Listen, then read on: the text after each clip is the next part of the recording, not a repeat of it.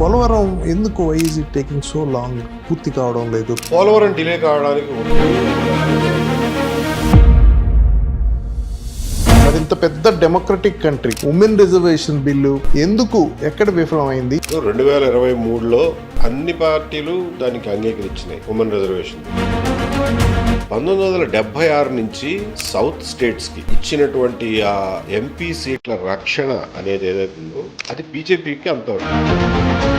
दक्षिण भारत में एनडीए ने एक नई राजनीति की नींव.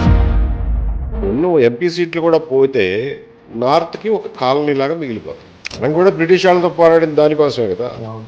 మనకి 1935 యాక్ట్లో మనకి బోల్డ్ పవర్స్ ఇస్తామని వాళ్ళు చెప్పినప్పటికీ కూడా అయినా కానీ మీరు మాకు వద్దు పొండి అని అన్నాం. ఎందుకంటే we don't want to remain A colony. ₹1 కాంట్రిబ్యూషన్లో ఆంధ్రప్రదేశ్కి 45 పైసలు మాత్రమే మనకు ట్యాక్స్ వస్తుంది. తెలంగాణకైతే 43 పైసలు వస్తుంది. 10th ఫైనాన్స్ కమిషన్లో share of revenues 15th finance కమిషన్కి వచ్చేటప్పటికి మన సదరన్ స్టేట్స్కి తగ్గిపోయింది. సెంట్రల్ గవర్నమెంట్ ట్యాక్సేషన్ తగ్గించుకోవాలి. మనం కట్టే ట్యాక్స్లు వాళ్ళు ఎలక్షన్ గెలవడానికి మనం ఫండింగ్ చేస్తున్నట్టు ఉంది.